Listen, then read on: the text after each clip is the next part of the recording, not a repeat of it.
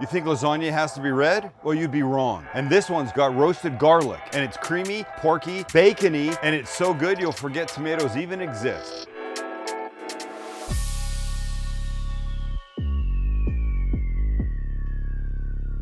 Do you remember the white bolognese we made? You should, and if you don't, go look it up. One of the greatest things ever. After making it here, I think I made it 2 or 3 other times. It is that good, and is now my go-to bolognese. Well, today could be what will become my go-to lasagna. It's white lasagna, and there's nothing racist about that. Seriously, there's not. It's delicious. This is the perfect example of what I say all the time. Don't make the same thing all the time. We all love lasagna. You probably make your lasagna the same way you've always made it, and that's great. I'm sure it's delicious. But it's time to change it up, he said over the sound of a high-flying airplane. It's time to change it up, so let's get going. And it starts with a roasted, come on!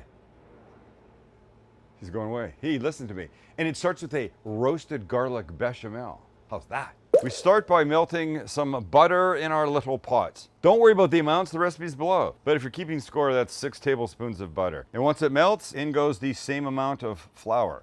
6 tablespoons. Come on, you. And we whisk. And this will make a thick paste. And when it's smooth and lump-free like this, we'll start adding some milk. And I prefer warm milk. Little at a time, and when you add it, make sure you mix well so it stays smooth. We're not about the lumps here. We're now gonna let this simmer to start to thicken a little bit more. And while we do, let me show you our garlic. This is a little packet of foil, and inside is a head of garlic that I cut the pointy top off, drizzled with a little oil, wrapped it up, and I threw it in a 400-degree oven for about 40 minutes. But now the cool part is how gorgeous these cloves are. The smell is amazing, but here's the really good thing is the garlic squeezes out.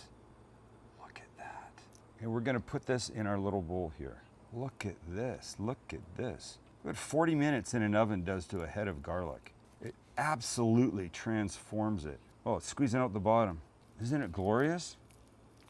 Roasted garlic, and it doesn't have anywhere near the same bite that regular garlic does. Now we just want to do this. Squish this into a little paste. I'm just going to add a little of our bechamel to this to help it mix in. Spectacular. Let's add it in now so you can see how this thickened up nicely. Now let's add this and whisk it in. Oh, roasted garlic bechamel, one of the greatest things on the planet. All right, while we're whisking, let's add a little salt and pepper and a little hit of nutmeg, which I'm not generally a fan of, and suddenly I'm starting to use it. And when this is all beautiful, I'll leave it simmering on very low for a few minutes, but now we can move on to the rest of the dish. All right, next step is cooking some bacon. Very good.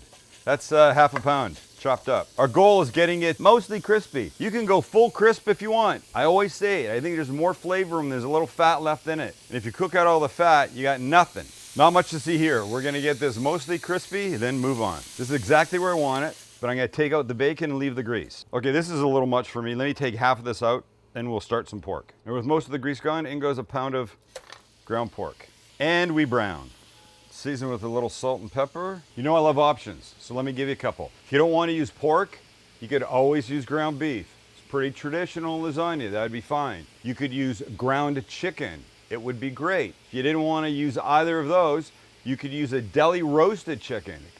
2 cups of it or so, maybe 2.5. Shred it up. Skip the cooking part. I think you get it, right? Yeah, this is almost cooked. Let me get rid of this liquid because what good is it gonna do? We're back. This will finish cooking, but now we're gonna add 2 things. Some onions, some mushrooms. These are creminis. Use what you like. I was gonna use shiitakes, but we all know how Max is about shiitake usage. Tiny bit of oil here, and now let everybody cook. The mushrooms are gonna wilt down. The onions will get a little more translucent. And I know, it's a white lasagna. It probably should have been a white onion, but I didn't have one. So sometimes you just gotta go with what you got. There's some big ass creminis. All right, these guys are looking great. I can mix everybody together. And if you want your mushrooms smaller, then, you know, make them smaller.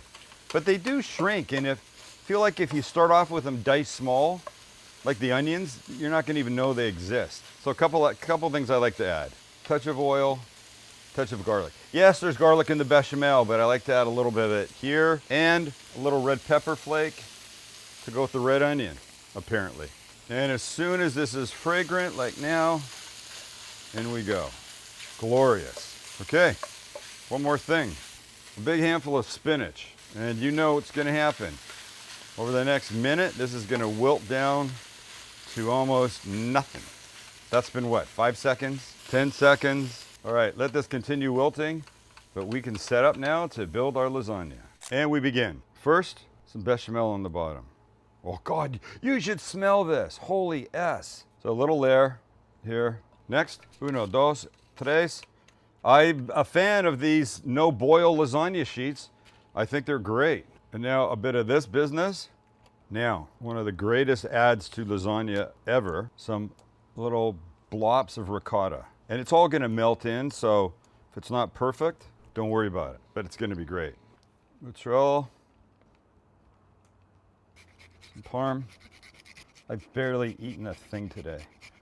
I had miso soup.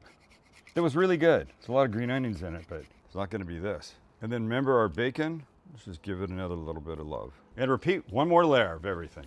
The bechamel, the lasagna noodles, the business, the ricotta, mozzarella, the bacon.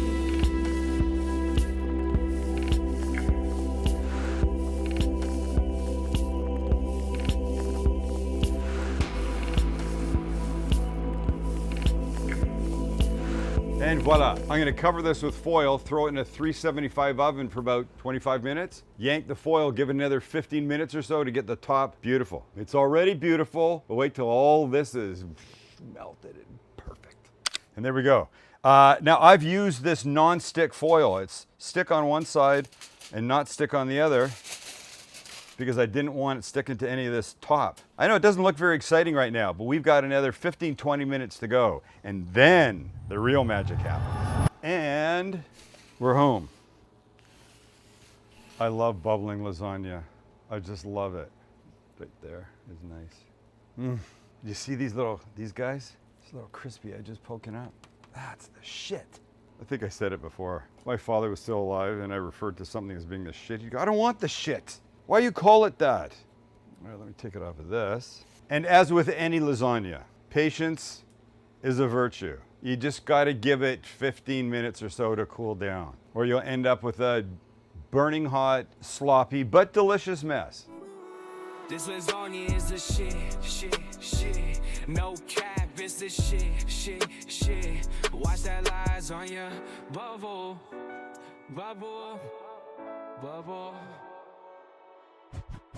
And it's time for a bite. Yum. The smell is tremendous. It's still hot, So let's go. Oh, geez Louise. There, look there. Honestly, I'm just salivating like a... Mushrooms probably aren't traditional, but damn, I just felt like them. Should we get a bite? And that, ladies and gentlemen, is your white lasagna.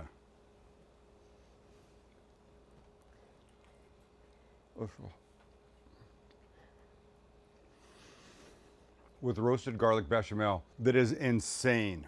Oh my gosh. I love a regular red lasagna. This is a whole new level. It's a whole new level. I could eat this all day long. And the little bits of bacon on top. Yeah, look, you want to be fancy, use pancetta. Tell your friends there's pancetta on it. But pancetta, bacon, it's all from the pig. And bacon, you know, probably in your fridge or freezer right now. Check it out, recipes below, make it, hit the subscribe button. We love you for being here with us and hope you love us too. Tonight.